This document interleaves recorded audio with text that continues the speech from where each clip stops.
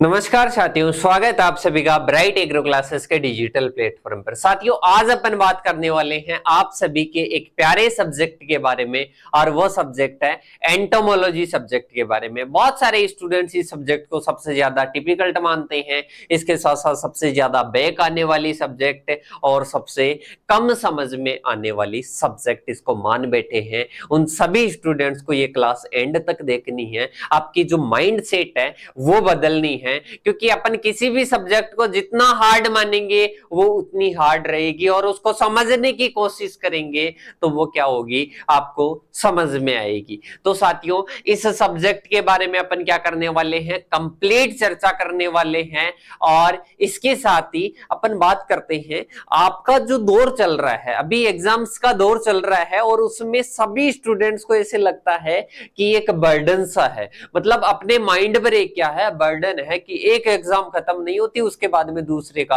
आ जाता है कि ये एग्जाम इतनी तारीख को है। अब स्टूडेंट्स की ये बर्डन है, पता नहीं ऐसा क्यों लगता है उनको। जब आप एग्जाम देकर बाद में बीएससी एग्रीकल्चर कंप्लीट कर लोगे, तब लगेगा कि वो बर्डन सही था, उस टाइम वाला बर्डन क्या था, सही था। वो टाइम ही अच्छा था, कॉलेज का टाइम ही अच्छा था। और बहुत सारे स्टूडेंट्स इन सब्जेक्ट को पहले भी नहीं पढ़ते हैं। ये आप एक गलती करते हो, ये आप गलती करते हो। कम समय लगता है, इतना ज्यादा समय नहीं लगता है। 2-3 दिन भी पहले आप एक सब्जेक्ट को देते हो ना, तो भी अच्छे से कवर हो जाती है। पर 2-3 दिन ही कहां पर है स्टूडेंट्स के पास में। 2-3 दिन दोगे तो वो दौर आपका नहीं आएगा जो आपके पास में 12वीं के बाद में आपके पास में खड़ा हुआ था। जब क्रैश कोर्स में आपने दिया होगा एग्जाम, इसके बाद में सिलेक्शन नहीं हुआ, आप खड़े थे एक पॉइंट पर वहां पर कि अब क्या करें, एक साल खराब करनी पड़ेगी। वैसा ही बीएससी एग्रीकल्चर के बाद में एक सिचुएशन आएगी। उस टाइम आप क्या सोचोगे कि अब क्या करें। 12वीं 11वीं में अगर अच्छे से पढ़ते ही जेट में क्रैश कोर्स में सिलेक्शन हो जाता है, क्योंकि वही चीजें आती है। बीएससी एग्रीकल्चर में अच्छे से पढ़ोगे, आगे कहीं ना कहीं सिलेक्शन हो जाएगा, कंपटीशन एग्जाम हो चाहे एंट्रेंस एग्जाम हो। पर ये चीजें अच्छे से आपको कवर करनी पड़ेगी, अच्छे से नोट्स आपको बनाने पड़ेंगे, क्योंकि बीएससी एग्रीकल्चर के नोट्स दोबारा बनाने आप नहीं बैठोगे। इसके साथ ही आप स्टूडेंट्स एक तो है ना कि एक बर्डन की तरह ही इसको क्या करते हो, बिहेव करते हो कि ये तो बर्डन है हमारे एग्जाम्स का। एग्जाम्स को अच्छे से कि अपने पास में एक अपॉर्चुनिटी है, और फर्स्ट बार में ही अपने को क्या करना है, क्लियर करना है। इस प्रकार से आपको एग्जाम्स लेने हैं और एक समझदारी के साथ में एग्जाम देना है। और स्टूडेंट्स क्या करते हैं, क्लास को देख लेंगे कंप्लीट, इसके बाद में भी ऐसे नहीं कि ब्राइट एग्रो क्लासेस की जो टीम है उसको भी मोटिवेशन देने के लिए कुछ ना कुछ कमेंट करें, उनको बताए कि हमारे पेपर्स कैसे चल रहे हैं, यहाँ से मिल भी नहीं रहे, मिल रहे हैं, नहीं मिल रहे। अब टीम वाले बोलते हैं कि क्या पता आप जो पढ़ा रहे हो इसमें से स्टूडेंट्स को क्वेश्चन भी मिलते हैं कि नहीं मिलते हैं। पर ये चीज तो आप कमेंट करके बताओगे ना कि आपको मिल रहे हैं या नहीं मिल रहे हैं क्वेश्चन, तो ये बताया करो। ऐसे नहीं कि एक बर्डन की तरह बस कैसे जैसे इस क्लास को स्पीड बढ़ा कर ली और उसके बाद में एग्जाम्स का बर्डन भार की तरह पढ़ रहे हो। कुछ स्टूडेंट्स को देखते हैं ना, कॉलेज में जाते वक्त भी 2-3 पेज लेकर जाएंगे और उसको पढ़ते जाएंगे, और वहां पर जाकर देखेंगे कि वो क्वेश्चन आएंगे ही नहीं। अगर आएंगे तो रास्ते में पढ़ा हुआ उस टाइम याद नहीं आएगा। तो एक प्रिपेयर और मैच्योर माइंड की तरह आप पढ़ा करो, क्योंकि वो ही एक मेरा मोटिव है। क्योंकि पढ़ने वाले तो बहुत है, रटने वाले बहुत है, पर मेरे को वो स्टूडेंट तैयार नहीं करने जो कि एक रटने वाले होते हैं। क्योंकि रटने वाले यहाँ पर नहीं चलने वाले, क्योंकि एक समुद्र जितना अपने को पढ़ना पड़ता है, उसमें अपने को थोड़ा सा लिखना पड़ता है, और उस टाइम थोड़ा सा टाइम रहता है। उस टाइम में अपन इतना माइंड पर जोर डाल नहीं सकते, टाइम दे नहीं सकते।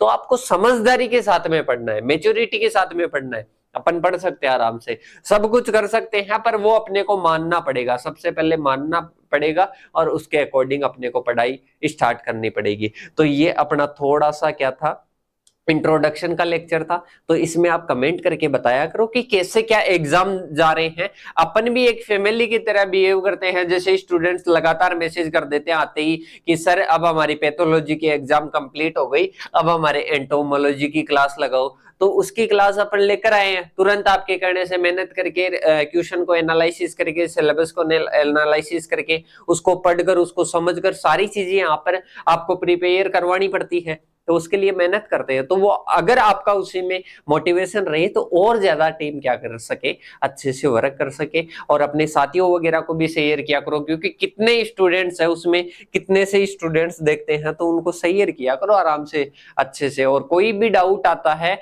तो नंबर मैंने दे रखे हैं 8690596638। ऐसे आपको नंबर कहीं पर नहीं मिलेंगे कि खुद के पर्सनल नंबर भी, क्योंकि एक तो अपने कोचिंग के नंबर है 9672634845, ये तो अपने कोचिंग के नंबर है। इसके साथ में पर्सनल नंबर भी दे दिए कि आपको ज्यादा से ज्यादा, क्योंकि एक पर मैसेज आए रिप्लाई नहीं मिलता है, पर्सनल नंबर भी आपको दे दिए। ऐसा आपको कहीं पर भी प्लेटफॉर्म नहीं मिलेगा कि खुद के पर्सनल नंबर भी स्टूडेंट्स को दे दिए, चाहे वो 1000 स्टूडेंट हो चाहे 10,000 हो, सभी स्टूडेंट्स को नंबर दे रखे हैं। कोई भी आपको डाउट आए, कोई भी आपको हेल्प चाहिए, इन नंबरों पर आप मैसेज करो। तो साथियों थोड़ा सा आप भी सपोर्ट दिखाओ। और अब अपन किसके बारे में चर्चा करेंगे, एंटोमोलॉजी सब्जेक्ट के बारे में, जिसमें सबसे पहले मैंने आपको क्या बताया, सबसे पहले मैंने बताया कि आपको इस सब्जेक्ट को इजी मानना है, माना कि यह सब्जेक्ट क्या है, इजी है। यहाँ पर मैं जितने भी टॉपिक्स और जितने भी क्वेश्चन समझाऊं वो आपको समझ में आते हैं ना, तो एंटोमोलॉजी आपको कंप्लीट क्या आ जाएगी, समझ में आ जाएगी। तो सबसे पहली चीज आती है बाइनोमियल नोमेनकल्चर। क्या होता है बाइनोमियल नोमेनकल्चर? इसका अगर हिंदी में बात करें तो द्विनाम पद्धति। क्या होती है द्विनाम पद्धति? देखो ये किसने दी थी, कैरोलस लीनियस ने। किसने दी थी साथियों? कैरोलस लीनियस ने दी थी। इसको मैं समझा देता हूं आपको अच्छे तरीके से। किसने दी थी साथियों? कैरोलस लीनियस ने।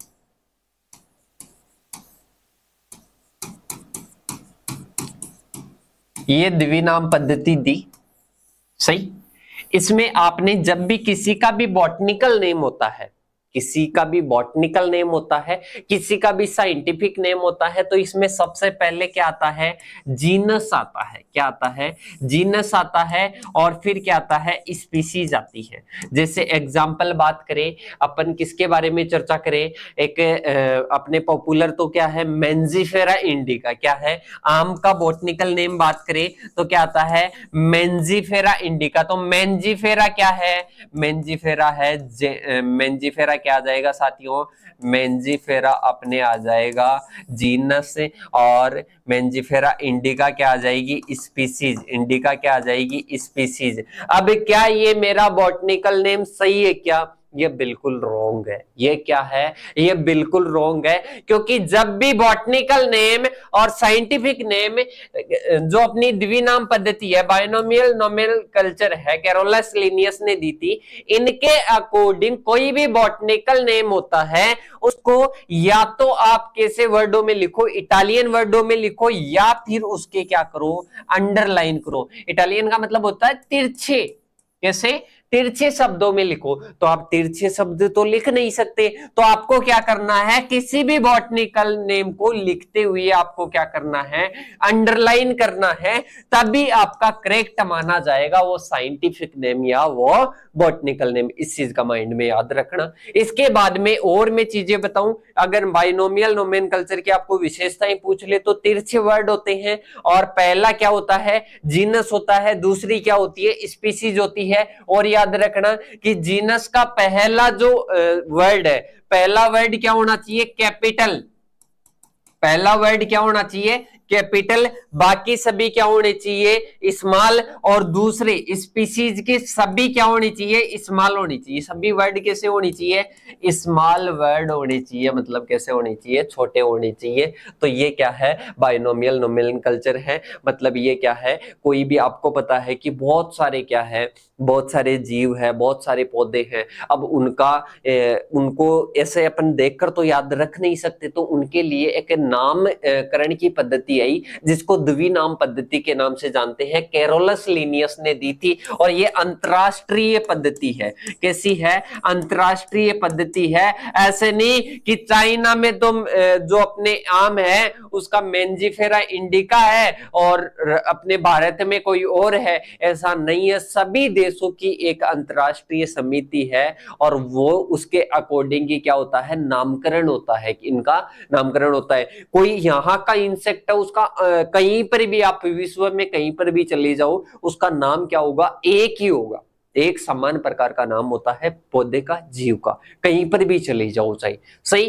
तो अंतरराष्ट्रीय स्तर पर ये वर्क करती है, ऐसे नहीं कि एक देश में तो केरल ये मेंजिफेरा इंडिका है, दूसरे में कोई और है, तीसरे में कोई और है, सभी का क्या है, सम्मान है। तो ये आपका नामकरण की पद्धति के बारे में, बायोनोमियल नोमेनकल्चर के बारे में थोड़ा बड़ा भी क्वेश्चन टिप्पणी का भी पूछा जाता है, तो आई होप आप सभी क्लियर कर लोगे। अब इसके बाद में अपने आता है साथियों, अपने क्या आता है, अपने आता है सिबलिंग स्पीसीज। क्या आता है, सिबलिंग स्पीसीज, या इसको सहोदर प्रजाति भी बोलते हैं। क्या बोलते हैं, सहोदर प्रजाति। क्या बोलते हैं साथियों, सहोदर प्रजाति के नाम से जाना जाता है।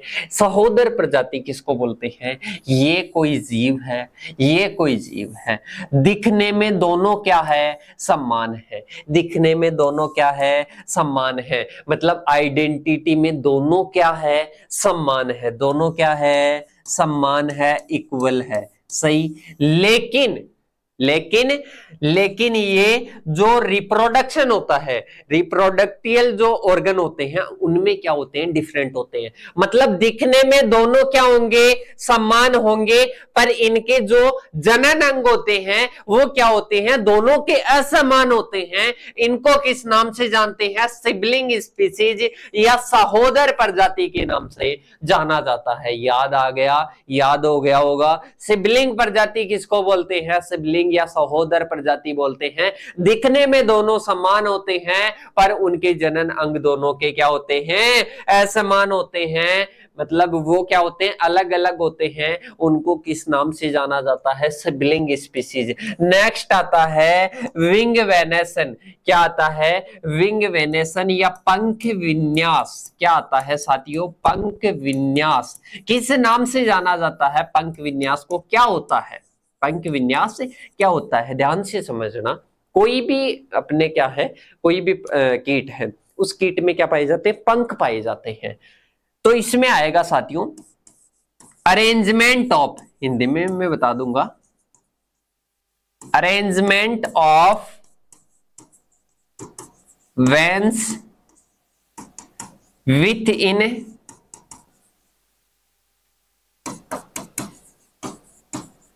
Insect wings. मतलब व्यवस्थित, मतलब इसमें आएगा कि जो कीटों के पंख होते हैं उनमें जो सिराएं हैं, उनका जो व्यवस्थापन होता है, उनका जो अरेंजमेंट होता है, उसको किस नाम से जाना जाता है, उसको जाना जाता है विंग वेनेसन के नाम से। मतलब किसी भी कीट के पंखों में सिराओं का जो विन्यास पाया जाता है, सिराओं का जो विन्यास पाया जाता है, उसको जाना जाता है साथियों किस नाम से, विंग वेनेसन या पंख विन्यास के नाम से। मतलब जो वेन सिराओं का जो व्यवस्थापन होता है, जो अरेंजमेंट होता है, उसको किस नाम से जानते हैं, उसको जानते हैं अपन किस नाम से जानते हैं, विंग वेनेसन के नाम से। तो यहां पर क्या लिखोगे, arrangement of veins within insect wings known as wing venation. क्या आ जाएगा, विंग वेनेसन। मतलब कोई भी कीट है, उसके पंखों में सिराओं का जो अरेंजमेंट होता है, उसको किस नाम से जाना जाता है, विंग वेनेसन के नाम से जाना जाता है। आई होप आपको याद हो गया होगा। इसके बाद में आता है जोहान्सटन अंग। क्या आता है, जोहान्सटन ऑर्गन या जोहान्सटन अंग आ जाएगा। ये क्या होता है कि जोहान्सटन अंग क्या आ गया सर, क्या आ गया, जोहान्सटन अंग।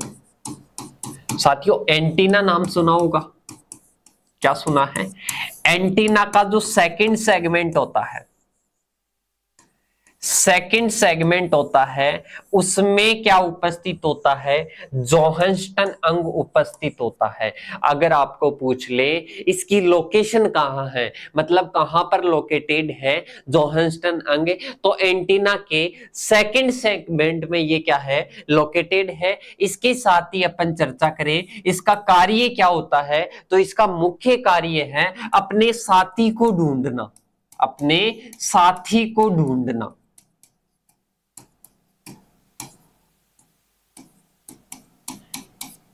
मतलब आपने देखा होगा ये कंपन करते हैं, इंसेक्ट क्या करते हैं, कंपन करते हैं। सही। अब देखो इंसेक्ट कंपन करते हैं, जैसे अपन देखते हैं ना कोई भी कीट एक स्थान से दूसरे स्थान पर जाएगा, जैसे टिड्डा जाता है, टिड्डा जाता है तो कंपन करते हुए जाता है, अपने को आवाज आती है, बल्क मात्रा में जाती है। तो अब ये कोई क्या है, ये टिड्डा है, ये टिड्डा है। सही। ये जोहान्सटन अंग क्या कार्य करता है, ये ध्यान से समझना। इसके एंटीना के सेकंड सेगमेंट में ये क्या होता है, उपस्थित होता है जोहान्सटन अंग।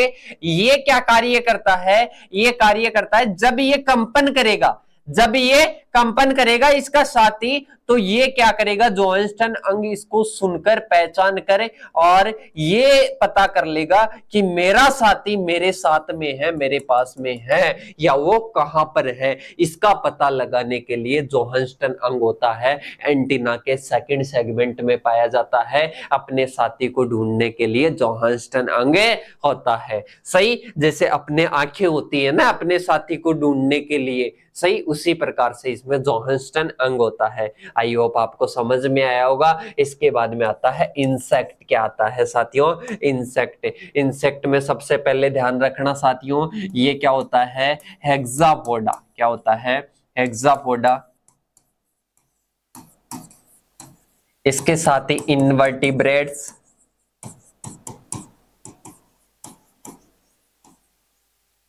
इसके साथ ही बात करें तो अपने आ जाएगा इसमें ऑर्थोपोडा फाइलम में ये पाया जाता है, और इंसेक्टा फैमिली में। और फाइलम क्या होता है,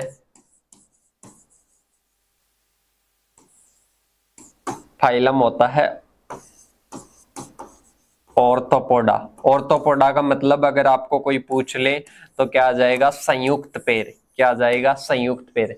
मतलब हेक्सापोडा, हेक्सापोडा में क्या आ जाएंगे, इनवर्टिब्रेट्स और इंसेक्टा में पाए जाते हैं। इसके साथ ही फाइलम कौन सा होता है, ऑर्थोपोडा। यही क्या है साथियों, ये आपके इंसेक्ट है। ये क्या है, इंसेक्ट है।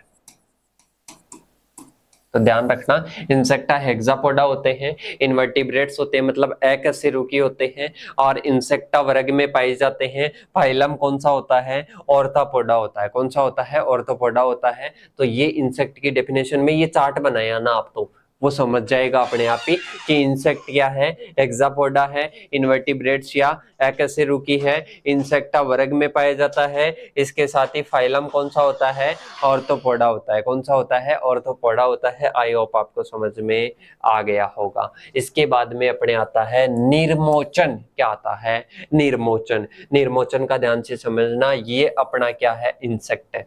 अब मेरे को डायग्राम तो इतना बनाना नहीं आता है, क्योंकि मैंने शुरू से ही ये समझा है कि डायग्राम बनाना क्या है, बहुत ही ज्यादा मुश्किल है। तो आज मेरे लिए ये क्या बन गया, मुश्किल बन गया। मैंने उस टाइम मेरे को ये बताने वाला नहीं था कि आप अगर इसको बनाने की कोशिश करोगे ना, अच्छे से बनाने की कोशिश करोगे, इसकी जितना ज्यादा लग जाओगे ना तो सीख जाओगे। इसलिए मैं इसको सीख ही नहीं पाया डायग्राम बनाने को। तो देखो कोई भी इंसेक्ट है, उसके बाहर की ओर क्या होता है, बाहर की ओर एक आवरण होता है जिसको जाना जाता है क्यूटिकल के नाम से। किस नाम से जानते हैं, क्यूटिकल के नाम से जानते हैं। काइटिन का बना होता है। किसका बना होता है, इसके बारे में भी आपको पूछा जाएगा। एकोस्कीय आवरण होता है। एकोस्कीय क्या होता है, आवरण होता है। सही। इसके साथ ही इसके तीन भाग होते हैं, एक तो एक्सो, एक एपी, एक अपने आ जाएगा एंडो। मतलब क्या आ जाएगा, एक्सोक्यूटिकल, एपीक्यूटिकल, एंडोक्यूटिकल।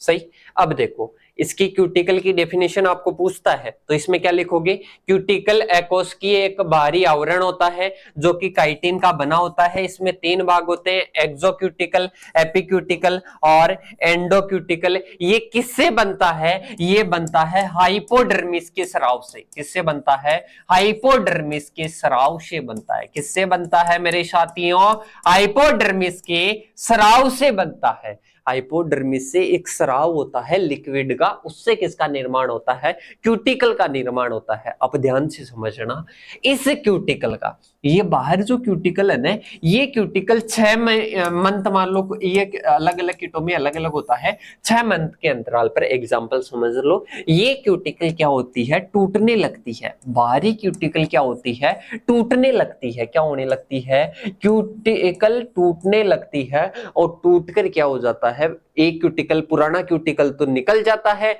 और यहां पर फिर क्या होगा, नया क्यूटिकल बनेगा। क्या बनेगा, नया क्यूटिकल बनेगा।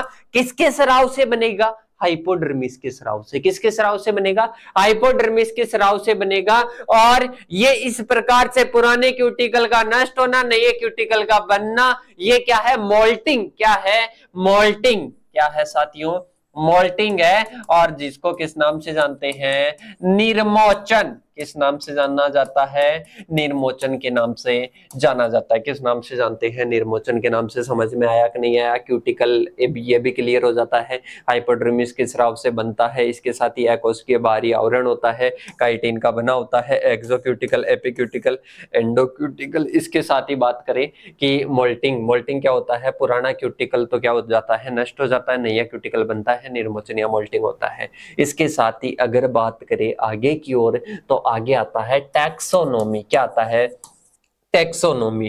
टैक्सोनॉमी जिसको हिंदी में बोलते हैं वर्गीकी। किस नाम से जाना जाता है, वर्गीकी। जिसमें मतलब इसमें लिख लेना कि विज्ञान की वह शाखा जिसमें क्या करते हैं, जिसमें जंतुओं, जिसमें जीव जंतुओं का क्या किया जाता है, नामकरण किया जाता है, या उनका वर्गीकरण किया जाता है, तो उसको किस नाम से जाना जाता है, टैक्सोनॉमी या वर्गीकी के नाम से जाना जाता है। और टैक्सोनॉमी से रिलेटेड वैज्ञानिक कौन से हैं, कैरोलस लिनियस। कौन है, कैरोलस लिनियस। तो इसमें याद रखना कि जीव जंतुओं का वर्गीकरण जिसमें किया जाता है उसको किस नाम से जानते हैं, टैक्सोनॉमी के नाम से जाना जाता है। टैक्सोनॉमी के बारे में थोड़ा सा तो आप समझ ही गए होंगे। इनवर्टिब्रेट्स आते हैं, हेक्सापोडा आते हैं, इंसेक्टा, ऑर्थोपोडा, वो सारी चीजें किस में आती है, टैक्सोनॉमी में ही आती है। और आगे अपन चर्चा ये करेंगे अभी तक तो। इसके बाद में क्यूटिकल क्या हो जाता है, कंप्लीट हो जाता है। क्यूटिकल क्या हो जाता है, कंप्लीट हो जाता है, क्योंकि पहले ही अपन चर्चा कर लिए। इसके बाद में आता है मोस्ट इंपोर्टेंट। क्या आता है, मोस्ट इंपोर्टेंट आता है होलोन्यूस्टिक, ओलिगोन्यूस्टिक। अब ऐसे मत समझना कि सर हमारे को इसको हिंदी में बता दो, ये हिंदी में ही है, होलोन्यूस्टिक की देगा वो ओलिगोन्यूस्टिक देगा। इसके बाद में देखो इन दोनों में अंतर अपन देख लेते हैं। एक तो क्या आता है होलोन्यूस्टिक, एक ओलिगोन्यूस्टिक। ओलिगोन्यूस्टिक साथियों, एक वर्ड आप याद रखना, या तो स्पेरेकल भी दे सकता है, या आपको देगा स्टिग्मेटा। स्टिग्मेटा या स्पेरेकल, या फिर इनको अगर बात करें ना तो संवास छिद्र के नाम से याद कर लो। मेरे को एग्जैक्ट वर्ड तो हिंदी में याद नहीं आ रहा, इंग्लिश का स्टिग्मेटा है, या स्पेरेकल भी आप बोल सकते हो, स्पेरेकल बोल सकते हो, या आप स्टिग्मेटा बोल सकते हो। अब इसमें देखो संवास छिद्र बोल लो इसको, क्या बोल लो, संवास छिद्र। कीटों में कितने पाए जाते हैं, रेस्पिरेटरी सिस्टम में आप ये चीजें पढ़ोगे। कीटों में कितने पाए जाते हैं, 10 पाए जाते हैं। कितने पाए जाते हैं, 10 पाए जाते हैं। अगर ये 10 के 10, ये 10 के 10 क्या रहते हैं, ओपन रहते हैं, या ये 10 के 10 क्या करते हैं, कार्य करते हैं, ये 10 के 10 क्या करते हैं, कार्य करते हैं, या ओपन रहते हैं, तो इसको जाना जाता है होलोन्यूस्टिक। ये शोषण छिद्र के आधार पर शोषण का प्रकार है। किसका है, शोषण का प्रकार है। तो ये क्या आते हैं, शोषण छिद्र की बात करें तो होलोन्यूस्टिक में क्या होते हैं, होलोन्यूस्टिक मतलब बात करें तो होलोन्यूस्टिक एक वर्ग है जिसमें अलग अलग क्या आते हैं, इंसेक्ट आते हैं, और इनको किस आधार पर डिवाइड किया गया है, संवास छिद्र के आधार पर किया गया है, स्टिग्मेटा के आधार पर किया गया है, जिनमें 10 के 10 कार्य करते हैं, होलोन्यूस्टिक होता है। और जिनमें एक या दो, जिनमें एक या दो स्टिग्मेटा कार्य करते हैं या ओपन रहते हैं, उनको किस नाम से जानते हैं, ओलिगोन्यूस्टिक के नाम से जानते हैं। किस नाम से जानते हैं, ओलिगोन्यूस्टिक के नाम से जानते हैं। तो ये पहला समझ में आ गया। इसके बाद में आता है इनकम्प्लीट और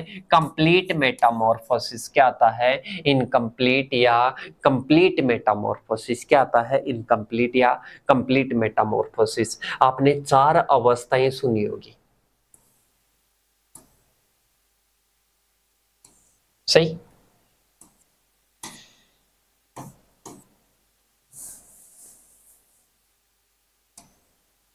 देखो इसको मैं ऐसे ही आपको समझा देता हूं, आपने पढ़ा भी होगा 11th 12th की एग्रीकल्चर बायोलॉजी में, 3rd चैप्टर में।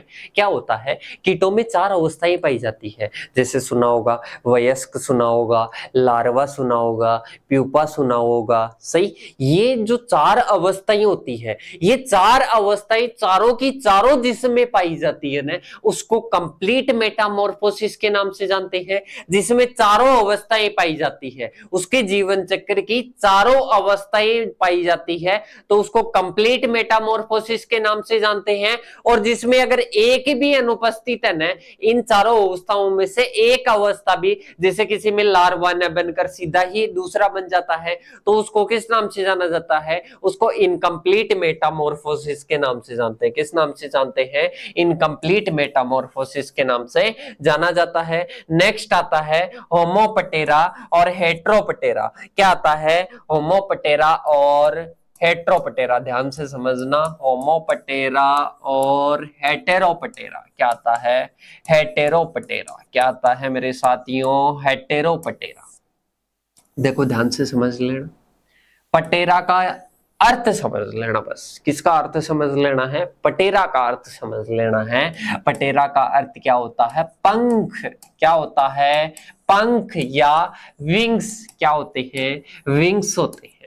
और इस पटेरा का मतलब भी क्या होता है, वो ही विंग्स होता है। क्या होता है, वो ही विंग्स होता है। अब इसमें क्या है, होमो, इसमें क्या है, हेटेरो। होमो मतलब समान, हेटेरो मतलब असमान या विषम। अब देखो इसमें क्या होता है, जब पंख क्या हो, समान हो, जब पंख समान टेक्सचर के हो, इक्वल टेक्सचर के हो, और जब अनइक्वल हो। कि सर ये क्या बात करते हो आप, कि सर ये क्या बात करते हो, इसमें इक्वल, इसमें कौन से दो कीटों की अपन आपस में कंपेयर कर रहे हैं, कौन सी दो कीटों की विंग्स की अपन कंपेयर कर रहे हैं।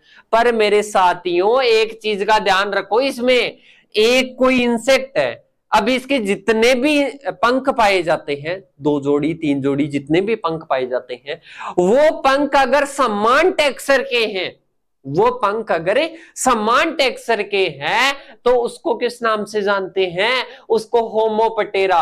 और कोई इंसेक्ट ऐसा है उसके आधे पंख तो कठोर पाए जाते हैं और आधे पंख कैसे पाए जाते हैं, कोमल पाए जाते हैं। आधे तो मोटे पाए जाते हैं, आधे पतले पाए जाते हैं, तो उसको हेट्रोपटेरा के नाम से जानते हैं। जिनके संपूर्ण या तो मोटे रहेंगे या पतले रहेंगे, समान टेक्सचर के होते हैं होमोपटेरा। और जिनकी टेक्सचर अलग अलग होती है, आधे की अलग आधे की अलग, उनको हेट्रोपटेरा के नाम से जाना जाता है। तो आई होप आपको क्लियर हो गया होगा नाम से ही। अब ऐसे तोड़ना है कि कॉलेज में पेज लेकर आप रटते रटते जाओगे, मेरे हिसाब से तो नहीं जाओगे। सही, मेरे हिसाब से नहीं जाओगे। मेरी बातों को जरूर एक बार दोहरा लेना, जब एग्जाम में जाओ उससे पहले एक बार दोहरा लेना कि हेट्रोपटेरा में क्या बताया था। हेटेरो में मतलब असमान, पटेरा मतलब विंग्स, मतलब पंख क्या है, असमान है, पंख क्या है, असमान है। अगर कोई माइंडेड जो है कि ज्यादा ही समझदारी के साथ में, मैच्योरिटी के साथ में पेपर देता है ना,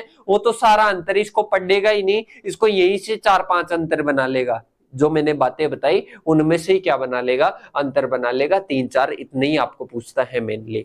अब इसके बाद में अपन चलते हैं आगे की ओर। आगे अपने आता है एपटेरिगोटा और टेरिगोटा।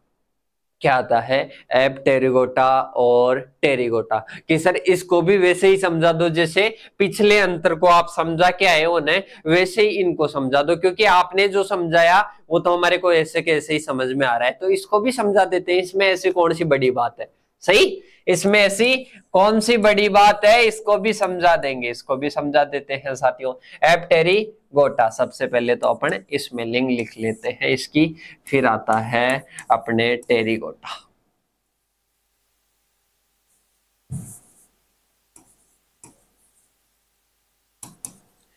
पर साथियों आपको एक सस्पेंस यहां पर आ रहा होगा।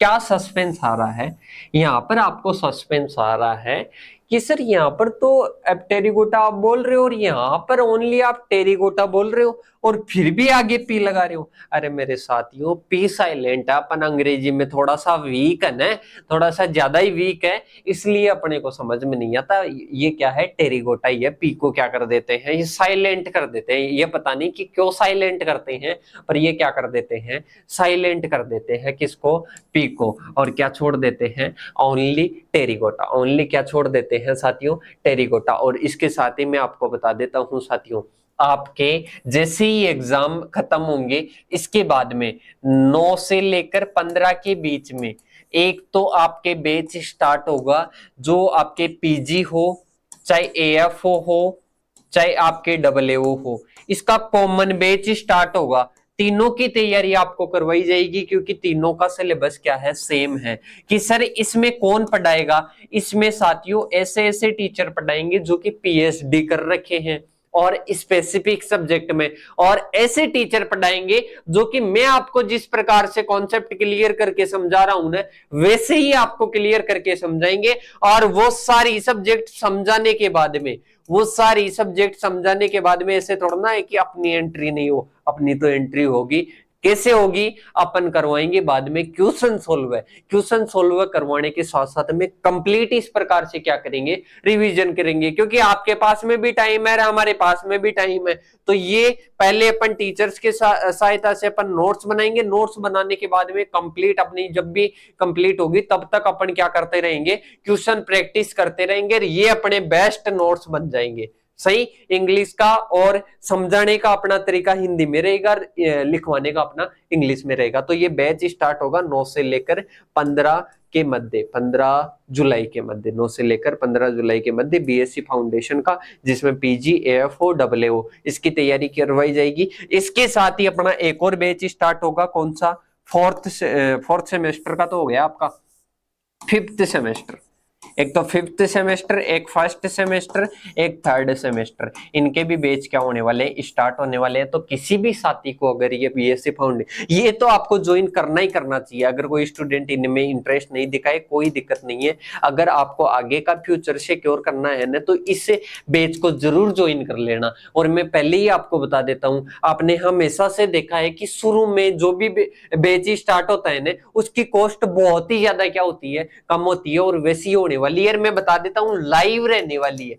कैसे रहने वाली है, लाइव रहने वाली है। कंप्लीट चर्चा अपन और कर लेंगे, और इसके लिए आप तैयार रहना। पहले से ही आप अपना नाम लिखा देना कि सर हाँ, मेरे को तो ज्वाइन करना ही करना है। उसकी कॉस्ट वही लगाई जाएगी जो शुरू में सबसे बम्पर धमाका होगा, सबसे बड़ा धमाका होगा, सबसे बढ़िया ऑफर होगा। उस ऑफर में ही आपको ज्वाइन करवाया जाएगा। और मेरे हिसाब से अगर आपको 2 साल का ज्वाइन करना है, 2 साल का भी अवेलेबल हो जाएगा। 1 साल का अवेलेबल करवाना है तो 1 साल का भी हो जाएगा। जो स्टूडेंट्स अभी सेकेंड ईयर में है, उनके 2 साल है, तो 2 साल की वैलिडिटी के लिए भी हो जाएगा। और एक चीज, इसका स्टार्ट करने का तरीका एक बार मैं बता देता हूं, क्यों अपन ने स्टार्ट किया है। ये स्टार्ट इसलिए किया है, कहीं पर भी आप देख लो, राजस्थान में देख लो, इंडिया में देख लो, कहीं पर भी अगर ऐसा बैच ज्वाइन करते हैं ना, तो 7,000, 8,000, 6,000 इतनी कॉस्ट रहती है। पर ये कॉस्ट नहीं रहने वाली है। ब्राइट एग्रो क्लासेस इसकी कॉस्ट बहुत कम करने वाला है, क्योंकि टीचर्स को पैसे कितने देते हैं, 500 रुपए पर लेक्चर के। कितने देते हैं, 500 रुपए पर लेक्चर के। वो कितने देते हैं, ज्यादातर अगर अपन बात करें ना, तो वो कितने लेक्चर दे देते हैं, 200 लेक्चर। 200 लेक्चर को मल्टीप्लाई करो 500 से, कितना होता है साथियों, खर्चा कितना होता है, 2 लाख का। अब वो कितने स्टूडेंट, 6,000 के हिसाब से कितने स्टूडेंट जोड़ते हैं, उन स्टूडेंट्स का आप जोड़ो और उसके हिसाब से आप निकालो। तो साथियों, ये जो आपकी जो स्थिति को देखते हुए 7,000 का कोर्स अगर मैं बीएससी एग्रीकल्चर में होता और उस टाइम अगर मैं इस सिचुएशन में होता 7,000 में, तो मेरे को एक बार नहीं 1000 बार सोचना पड़ता कि मैं इसको ज्वाइन किस प्रकार से करूं। कोई स्टूडेंट ज्वाइन भी करता है, 10 जने आपस में मिलकर करते हैं, फिर वो अच्छे से पढ़ नहीं पाते। इसी प्रकार से इसको ध्यान में रखती हुए बहुत कम कॉस्ट में, आप जितनी सोच भी नहीं सकते उतनी कम कॉस्ट में अपन स्टार्ट करेंगे। पर इसके पहले अपन थोड़ा सा क्या कर लेते हैं, हैं, अपने रूटीन पर चलते हैं, अपनी एंटोमोलॉजी को अपन ध्यान से समझते हैं। अगर आपको जो समझाने का तरीका है अगर वो समझ में आता है तो इसी प्रकार से अदर टीचर्स का अपना रहने वाला है। और सभी अलग अलग टीचर्स, उसका बाय द वे पहले पूरा शेड्यूल होगा और सभी टीचर्स क्या होगा कि कौन सा टीचर कौन सी आपको सब्जेक्ट पढ़ाने वाला है, सारी चीजें आपको अवेलेबल करवाई जाएगी पहले ही। तो और डेमो क्लास के लिए भी अवेलेबल करवाई जाएगी कि ये डेमो क्लास है, उसके बारे में ज्यादा चर्चा अपन बाद में करेंगे। सबसे पहले अपन समझते हैं एपटेरिगोटा। क्या समझते हैं एपटेरिगोटा? साथियों, इसका मतलब आप समझ लो कि ए क्या है, इसका मतलब समझ लो पंख, इसका मतलब समझ लो नहीं, मतलब इनमें क्या नहीं पाए जाते हैं, पंख नहीं पाए जाते हैं। जिनमें पंख नहीं पाए जाते हैं वो कीट किस में शामिल होते हैं? एपटेरिगोटा में। और इसमें टेरिगोटा में जिनमें पंख पाए जाते हैं उनमें वो कौन से होते हैं? टेरिगोटा को दो भागों में डिवाइड किया गया है, जिसमें एक आता है एंडोपटेरिगोटा, एक क्या आता है? एंडोपटेरिगोटा, और एक आता है एक्सोपटेरिगोटा। अब इसमें आपको एंडोपटेरिगोटा के अंतर्गत आने वाले कीटों के नाम भी पूछ रखा है इसमें, तो थोड़ा सा ध्यान रखना। ये टेरिगोटा के अंतर्गत आता है एंडो और एक्सोटेरिगोटा। टेरिगोटा के इसको बोलते हैं जिनमें पंख पाए जाते हैं, दो प्रकार के होते हैं, एक्सोटेरिगोटा और एक एंडोटेरिगोटा। इसके बाद में एपटेरिगोटा, जिसमें पंख नहीं पाए जाते हैं वो क्या होते हैं? एपटेरिगोटा होते हैं। अब इसके बाद में अपन चलते हैं आगे की ओर, जिसमें अपने आता है इंसेक्ट और माइट के अंदर देखना है। मतलब माइट क्या होता है? छोटा सा एक कीटों की तरह ही होता है, और इसके साथ ही कीट के बारे में अपन चर्चा ही कर लिया। दोनों के मध्य आपको क्या देखना है? अंतर देखना है, और पेपर सॉल्यूशन की क्लास मैंने बताई था। इसके साथ ही मैं आपको बता देता हूं, ये जो सारी चीजें मैं बता रहा हूं ना, इनके सारे प्रॉपर तरीके से नोट्स आपको ऐप पर अवेलेबल है। कहां पर अवेलेबल है? ऐप पर अवेलेबल है। और अगर किसी स्टूडेंट को ज्वाइन करना है, जैसे कि सर अब हमारी एग्जाम भी आ गई है, तो उसको 20 रुपए पर सब्जेक्ट में भी आप ज्वाइन कर सकते हो। किसने में? 20 रुपए पर सब्जेक्ट में ज्वाइन कर सकते हो। कॉन्टेक्ट नंबर है 8690596638। वैसे मैंने इसकी रेट कर रखी थी 49, पर अब अगर आप एंड में ही लेना चाहते हो ना, तो ये आपके नंबर है 8690596638। कॉल कर देना, रेट कम कर दी जाएगी, उसके बाद में आप ज्वाइन हो सकते हो इससे। अब इसके बाद में अपन चलते हैं आगे की ओर। आगे अपने आता है नर्वस सिस्टम और इसका डायग्राम। नर्वस सिस्टम में तीन भाग, तीन प्रकार के नर्वस सिस्टम, तंत्रिका तंत्र, तीन भागों से मिलकर बना होता है। इसमें मेनली आप ध्यान रखना, नर्वस सिस्टम क्या कार्य करता है? ये कार्य करता है साथियों सूचनाओं को प्रदान करने का। जैसे अपने में अपन बात करता हूं, जैसे मेरे को यहाँ पर कोई भी छू रहा है, तो ये माइंड तक किसके द्वारा जा रही है? नर्वस सिस्टम के द्वारा। इसी प्रकार से कीटों में जो सूचनाओं का जो आदान प्रदान होता है ना, वो किसके द्वारा होता है? नर्वस सिस्टम के द्वारा। इसका डायग्राम सहित आपको बताना है। इसके बाद में आता है कीट प्रबलता। मतलब इसका मोस्ट इंपोर्टेंट क्वेश्चन आपको पूछा जाता है कि इंसेक्ट डोमिनेंट के लिए उत्तरदायी कारक। मतलब इसका समझ लेना कि साथियों आप सभी को पता है जीव बहुत सारे पाए जाते हैं, जीव बहुत सारे पाए जाते हैं, पर एनिमल किंगडम में, मतलब जीव जगत में सर्वाधिक प्रभावी, सर्वाधिक प्रबलता या इसमें डोमिनेंस सबसे ज्यादा इंसेक्ट क्यों है? डोमिनेंस सर्वाधिक इंसेक्ट क्यों है? इंसेक्ट क्यों है? इसके बारे में अपन चर्चा करने वाले हैं। कौन कौन से ऐसे कारक है, कौन कौन से ऐसे फैक्टर हैं जिनके कारण जीव जगत में सर्वाधिक प्रभावी कौन सा है? इंसेक्ट है, एक कीट है। सबसे पहला पॉइंट आ जाता है, अलग अलग पॉइंट्स है इसमें। सर्वाधिक इसकी क्या पाई जाती है? स्पीसीज पाई जाती है। कीटों की बहुत ज्यादा, जीवों में सबसे ज्यादा स्पीसीज बात करें तो वो किसकी होती है? कीटों की। सर्वाधिक स्पीसीज, सही। इस में ही स्पीसीज में भी, मतलब प्रजातियों में भी व्यक्तिगत संख्या क्या होती है? कीटों की अधिक होती है। व्यक्तिगत संख्या क्या होती है? अधिक होती है। इनमें क्या होती है? ये हर जगह पर क्या हो जाते हैं? अनुकूल हो जाते हैं, मतलब नष्ट कम होते हैं। इसके साथ ही बात करें उड़ने की क्षमता होती है। कैसी होती है? उड़ने की क्षमता होती है। इसके साथ ही अगर बात करें तो इनमें विविधता पाई जाती है, मतलब ये अलग अलग परिस्थितियों में भी क्या होते हैं, उपस्थित हो सकते हैं। सही। इसके अलावा इनमें एक बाहर क्या पाया जाता है, क्यूटिकल का आवरण पाया जाता है। तो बाहरी परिस्थितियों से ये क्या होते हैं, कम प्रभावित होते हैं। बाहरी परिस्थितियों से क्या होते हैं, कम प्रभावित होते हैं। इस प्रकार के मैंने 6 तो क्या बता दिए, इसके डोमिनेंस के कारक बता दिए। मतलब इस कारण ये क्या है, ये जीव जगत में सर्वाधिक प्रभावी है। सर्वाधिक इसकी क्या है, प्रबलता है। सर्वाधिक इसकी क्या है, प्रबलता है। इसके बाद में आता है साथियों, क्या आता है, अपने आता है रेस्पिरेटरी सिस्टम। किसके द्वारा होता है, ट्रेकिया के द्वारा होता है। किसके द्वारा होता है, ट्रेकिया के द्वारा। इसमें श्वसन तंत्र का क्या होता है, अभाव होता है, ट्रेकिया के द्वारा होता है। ट्रेकिया में विभिन्न प्रकार की क्या पाई जाती है, ट्रेक्यूलस पाई जाती है। सही। अपन ने सूक्ष्म छिद्रों की बात की थी, सूक्ष्म छिद्रों में स्टिग्मेटा पाए जाते हैं, श्वसन छिद्र। सही। उसके आधार पर अपन ने श्वसन के प्रकार, कीटों के प्रकार भी देखे थे। इसके बाद में अपने आता है साथियों क्या, एक्सक्रेटरी सिस्टम। मतलब एक्सक्रेटरी सिस्टम मतलब इसमें उत्सर्जन तंत्र का भी क्या होता है, अभाव होता है। और उत्सर्जन इसमें क्या होता है, विभिन्न अंगों के द्वारा होता है। किसके द्वारा होता है, विभिन्न अंगों के द्वारा होता है। तो वो क्या आ जाएगा साथियों, इसमें आ जाएगी उत्सर्जन तंत्र में आ जाएगी। मतलब जो भी अपशिष्ट है शरीर का, उत्सर्जन तंत्र क्यों जरूरी है, क्योंकि साथियों आपको पता है कोशिकाएं होती है, कोशिकाओं में जो भी अपशिष्ट भरा है वो बाहर निकालना जरूरी है, क्योंकि श्वसन वगैरह के लिए।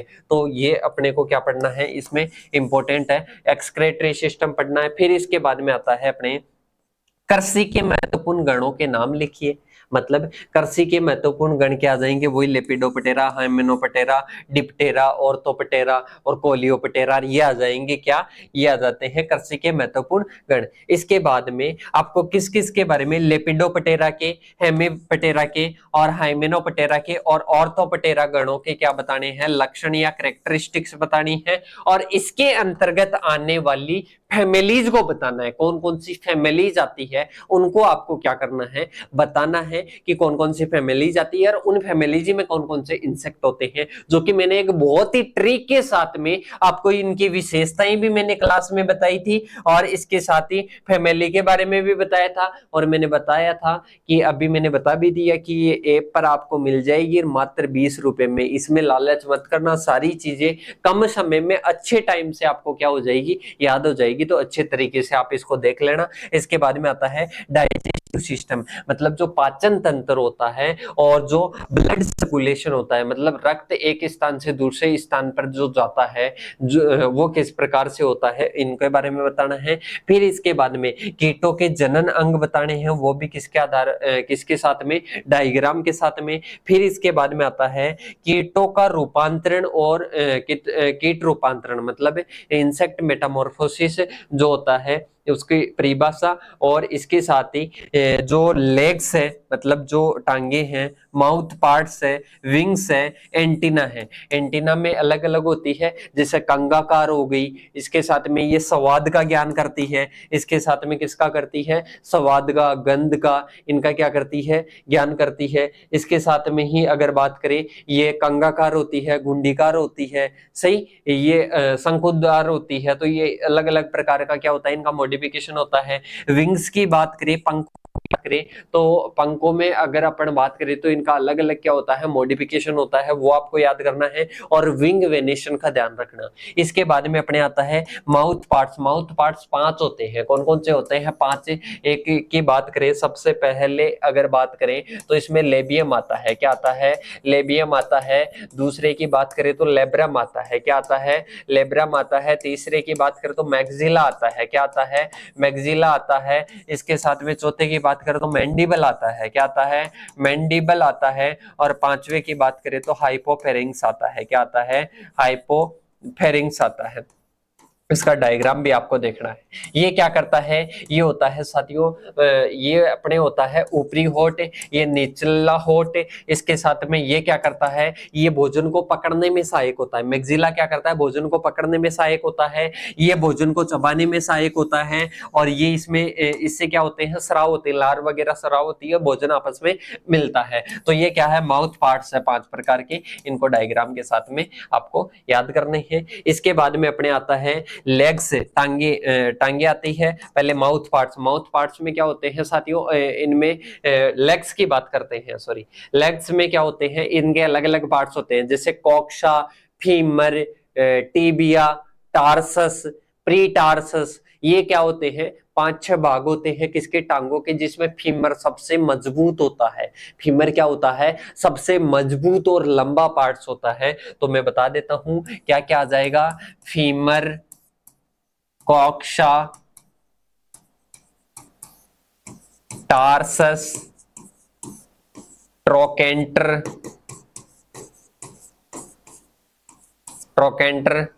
प्रीटार्सस,